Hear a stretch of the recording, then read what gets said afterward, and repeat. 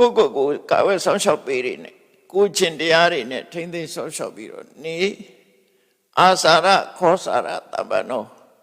ကိုလို့ရမယ့်အလုပ်ကိုလုပ်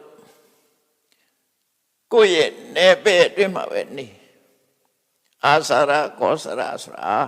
အာစာရဆိုတာကိုလိုက်နိုင်ရမယ့်အချက်ခောစာရဆိုတာကိုရဲ့နေပဲအဲ့တော့လောကမှာကိုယ်တပည့်နဲ့ကိုနေရတာဘုန်းကြီးကလူတွေလှုပ်ထဲသွားရှုပ်ရင်အဲ့ဒါခောစရမဟုတ်တော့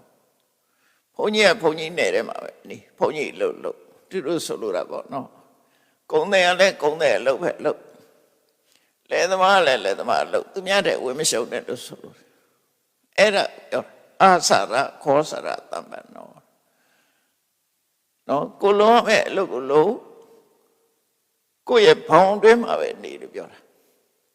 ဘောင်မကြောစေနဲ့ဒါသိအရေးကြီးတာပေါ့ဘောင်ကြောပြီဆိုရင်ပြဿနာတက်မှာပဲလေဘုံကြီးကလူလှုပ်သွားလို့ရင်ကဲခံမှာပဲဒါသိကြတယ်အဲ့တော့ဘုံကြီးကဘုံကြီးလှုပ်ဘုံကြီးဘောင်ထဲမှာပဲနေကိုလုံးအောင်ကိစ္စကိုလုံးဒါကိစ္စမတူယုံစားကိုကိစ္စပဲကိုလုံးအောင်နော်အဲ့လိုဆိုလို့ကိုလုံးမဟုတ်တော့အဝင်းရှုံရင်မရအဲ့တော့မြတ်စွာဘုရားသာသနာ့ဘုံယဟန်တော်ဝင်လာရင်မင်းသီလနဲ့ပြည့်စုံနေအဲ့သီလဆိုတာပฏิဘောခပလာတဲ့သိက္ခာပုဒ်တွေတိုင်းကျင့်ရမှာကဓာရီပြီးတော့ကိုယ်ပေါင်းအတွက်မှာပဲကိုနေသူများနဲ့ပဲကိုမခုနဲ့အာစာရခောစရတမ္ပနော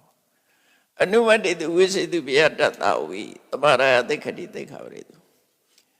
သမတ်ထားတဲ့ဥပရိစီကံနေပေါ်မှာအသေးဖွဲ့ရစပြီးတော့မချိုးဖောက်နဲ့အသေးဖွဲ့ရစပြီးတော့အပြစ်လို့ရှုမြင်ပြီးတော့နေအသေးဖွဲ့ရစပြီးတော့အပြစ်မှန်သမျှကို